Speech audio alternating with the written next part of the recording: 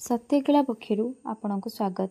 ବାଲେଶ୍ୱର ସଦର ନିର୍ବାଚନ ମଣ୍ଡଳୀର ଟିଆଖିଆ ଯଶୀପୁର ରାସ୍ତାର ଉନ୍ନତୀକରଣ ପାଇଁ ଶିଳାନ୍ୟାସ କାର୍ଯ୍ୟକ୍ରମ ଅନୁଷ୍ଠିତ ହୋଇଯାଇଛି। ଗ୍ରାମ୍ୟ ଉନ୍ନୟନ ବିଭାଗ ପକ୍ଷରୁ 2,70,000 ଟଙ୍କା ଖର୍ଚ୍ଚ ଅଟକଳରେ ଜାତୀୟ ରାଜପଥ 60ରୁ ଟିଆଖିଆ ଯଶୀପୁର ରାସ୍ତା ଉନ୍ନତୀକରଣ ହେବ। ଏହି ପରିପ୍ରେକ୍ଷୀରେ ଆୟୋଜିତ କାର୍ଯ୍ୟକ୍ରମରେ ସଦର ବିଧାୟକ ମାନସ କୁମାର ଦତ୍ତ ମୁଖ୍ୟ ଅତିଥି ଭାବେ ଯୋଗଦେଇ ଏହି ଦୁଇ ପ୍ରକଳ୍ପର ଶୁଭ ଦେଇଥିଲେ।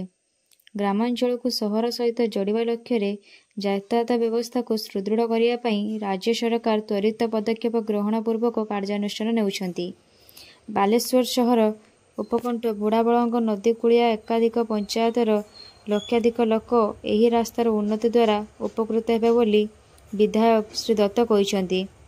ସଠିକ୍ ମାନଦଣ୍ଡ ଓ ଗୁଣବତ୍ତାଯୁକ୍ତ ରାସ୍ତା ନିର୍ମାଣ ପାଇଁ ବିଧାୟକ ଶ୍ରୀ ଦତ୍ତ ବିଭାଗୀୟ ଅଧିକାରୀଙ୍କୁ ନିର୍ଦ୍ଦେଶ ଦେଇଛନ୍ତି।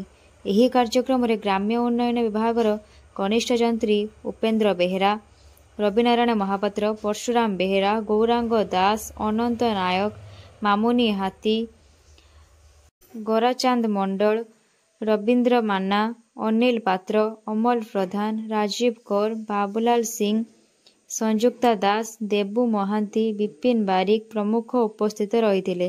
ଏହି ଶିଳାନ୍ୟାସ କାର୍ଯ୍ୟକ୍ରମରେ ସ୍ଥାନୀୟ ଅଞ୍ଚଳର ଶତାଧିକ ଜନସାଧାରଣ ଯୋଗ ଦେଇଥିଲେ। ଧନ୍ୟବାଦ।